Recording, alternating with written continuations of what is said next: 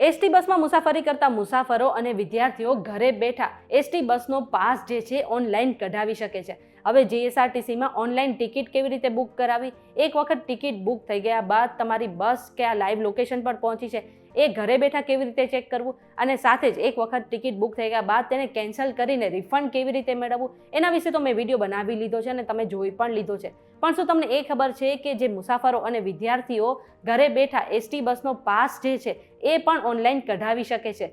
હવે સૌથી પહેલાં આખા ભારતભરમાં આ ઈ પાસની સિસ્ટમ જે છે ગુજરાત એસટી વિભાગ દ્વારા શરૂ કરવામાં આવી છે, અને આને જ કારણે લાખો લોકોને અને લાખો મુસાફરોને ફાયદો પણ પહોંચ્યો છે, અને બસ સ્ટેન્ડ પર લાંબી લાઈનમાં ઊભો રહેવાથી છુટકારો પણ મળ્યો છે.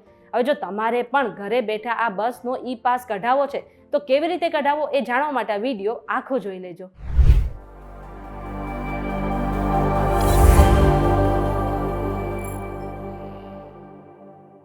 તમે આવી ગયા છો VTVGujarati.com પર. શોનું નામ છે ન્યૂઝ પ્લસ ને મારું નામ છે મેઘા. હવે આ એસટી બસનો ઈ પાસ કેવી રીતે ઓનલાઈન કઢાવો એ જાણતા પહેલા એક કામ કરો કે પ્લે સ્ટોર પર જઈને તમે અમારી એપ્લિકેશન ડાઉનલોડ કરી લો. હવે ગુજરાતમાં મોટાભાગના જે અપડાઉન કરતા લોકો છે એ બસનો પાસ કઢાવી લે છે. આના જે પાસ ધારકો છે એમને પાસ કઢાવવા માટે સૌથી પહેલાં જે છે બસ સ્ટેન્ડ પર જઈને લાંબી લાઈનમાં ઊભું રહેવું પડતું હતું.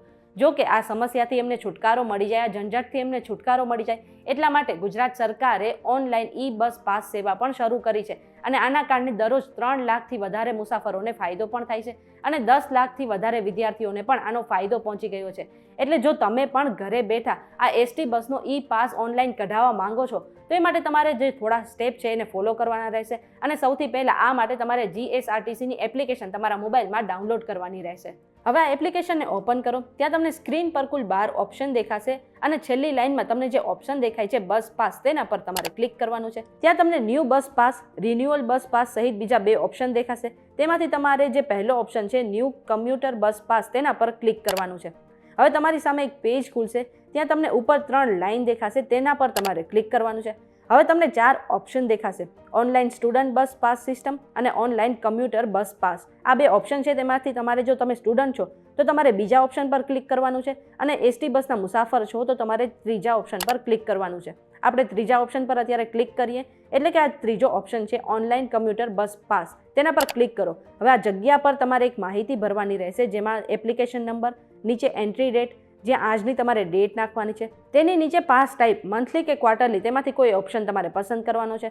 હવે થોડા નીચે આવશો એટલે તમારે નીચે પર્સનલ ડિટેલ જે છે એ તમારે તેના પર ક્લિક કરવાનું છે, જ્યાં તમારે તમારું નામ, address, date of birth, gender, category, age, occupation, education, mobile number, email address, આ બધું એડ કરવાનું છે. હવે થોડા નીચે આવશો એટલે જે ઓર્ગેનાઇઝેશન ડિટેલ છે એ તમારે એડ કરવાની રહેશે, જેમાં તમારે તમારી કંપનીનું નામ, એડ્રેસ, તારીખ, કઈ જગ્યા પરથી કઈ જગ્યા પર જવાનું છે, અને પાસ ઇસ્યુ લોકેશન, અને બસ ક્લાસ સર્વિસ એટલે કે ગુર્જરનગરી કે એક્સપ્રેસ કઈ બસ પર તમે ટ્રાવેલ કરો છો એ ડિટેલ તમારે એડ કરવાની છે. હવે અંતમાં તમારે પેમેન્ટ ડિટેલ એડ કરવાની રહેશે, જ્યાં તમારે પેમેન્ટ મોડ પસંદ કરવાનો છે, એટલે કે યુપીઆઈથી પેમેન્ટ કરવા માંગો છો કે પછી બસ સ્ટેન્ડ પર ટિકિટ કાઉન્ટર પર જઈને તમે પેમેન્ટ કરશો, એ ડિટેલ તમે એડ કરી લો. આ બધી ડિટેલ એડ કરશો પછી ટર્મ્સ એન્ડ કન્ડિશન પર ક્લિક કરો. એ પછી તમે જે મોબાઈલ નંબર નાખ્યો છે તેના પર એક ઓટીપી આવશે, તેને એડ કરી લો, અને છેલ્લે સબમિટ પર ક્લિક કરો.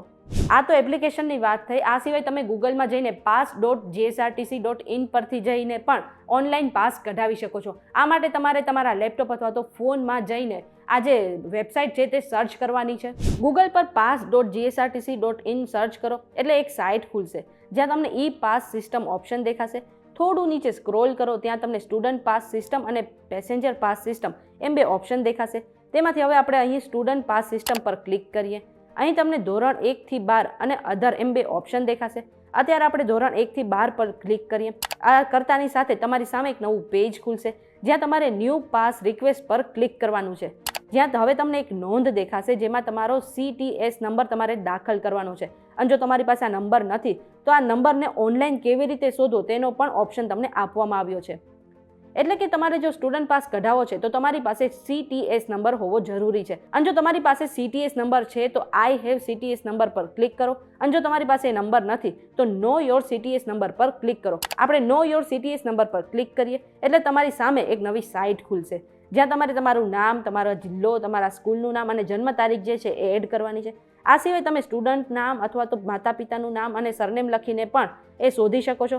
અને છેલ્લે આવું કંઈ પણ ન કરવું હોય તો તમે આધાર કાર્ડ નંબર નાખીને પણ તમારો CTS નંબર જાણી શકો છો. હવે એક વખત CTS નંબર આવી ગયા બાદ આ ફરી pass.gsrtc.in ની જે વેબસાઇટ છે ત્યાં ફરી આવી જાઓ. હવે ત્યાં તમારે આઈ હેવ CTS નંબર પર ક્લિક કરવાનું છે. એટલે એક નવું પેજ ખુલશે જ્યાં તમારે તમારો CTS નંબર એડ કરવાનો છે. એટલે આ એક એડ કરી લેશો એટલે લગભગ જેટલી પણ જરૂરી માહિતી છે આપમેળે એન્ટર થઈ જશે. અને જે માહિતી બાકી છે એને તમે એન્ટર કરો, એડ કરો અને છેલ્લે તમારી જે પેમેન્ટ મેથડ છે તેને એડ કરીને સબમિટ પર ક્લિક કરી દો.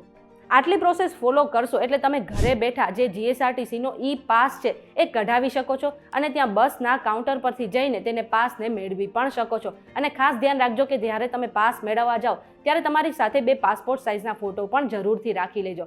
આ ઇન્ફોર્મેશન તમને કેવી લાગી કમેન્ટ કરીને જરૂરથી જણાવી દેજો અને આવા જ ઇન્ફોર્મેટિવ વિડીયો માટે અમારી ચેનલ VTVGujarati.com સાથે જોડાયેલા રહેજો.